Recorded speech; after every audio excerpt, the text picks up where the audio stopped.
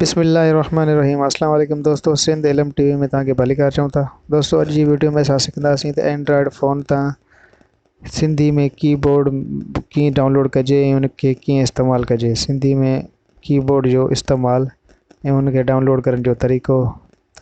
दोस्तों, तय सवलो कमु आहे।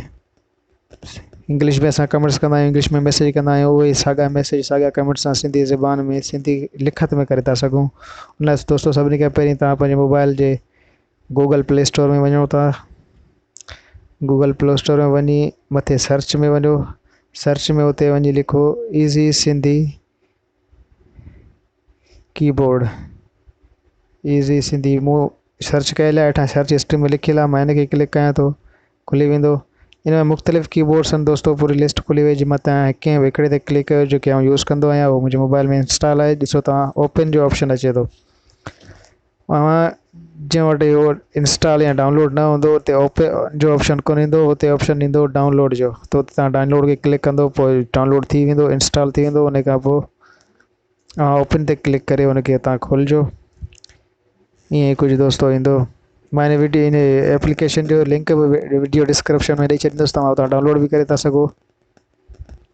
उन खां पोइ दोस्तों सेट कीबोर्ड। उन खां पहिरियां तव्हांखे ॾेखारियां त मुंहिंजे मोबाइल में, बल्कि मूं जंहिं महिल सर्च कई बि एप्लीकेशन, ओॾी महिल ई तव्हांखे शायदि नज़र आयो हूंदो त मतिलबु मूं कीअं लिखियो इंग्लिश में हुयो। हीउ कीबोर्ड मुंहिंजो ॾिसो न, हींअर इंग्लिश में आहे, रिटन कीबोर्ड।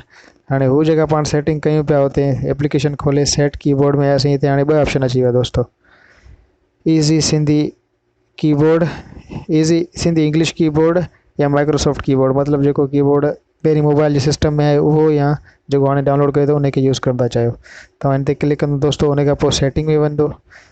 सेटिंग में दोस्तों तव्हांखे हिन जी मुख़्तलिफ़ सेटिंग्स करणियूं आहिनि, उहे करे था सघो। त जीअं टच ते वाइब्रेट कंदो आहे, अगरि उहो बंदि करे छॾींदो त टच ते वाइब्रेशन कोन कंदो। प्रिडिक्शन मतिलबु तव्हां डिक्शनरी मां लफ़्ज़ तव्हां 2-3 अल्फ़ाबेट लिखंदव त उनजी प्रिडिक्शन अची वेंदी, अॻियां लफ़्ज़ अची वेंदो आहे। उन ते क्लिक करे सघो था, या खोलणी आहे सेटिंग करणी आहे, बंदि करणी आहे दोस्तों।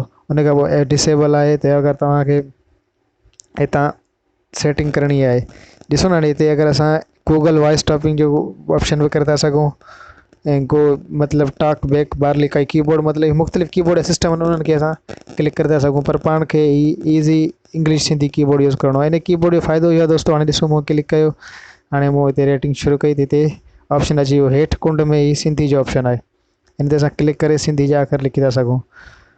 अगरि हिन में अल्फ़ाबेट पूरा नज़र नथा अचनि त तीर वारो बटण आहे, जेके एरो की आहे, हिनखे दबाईंदो त ॿिया अखर बि अची वेंदा।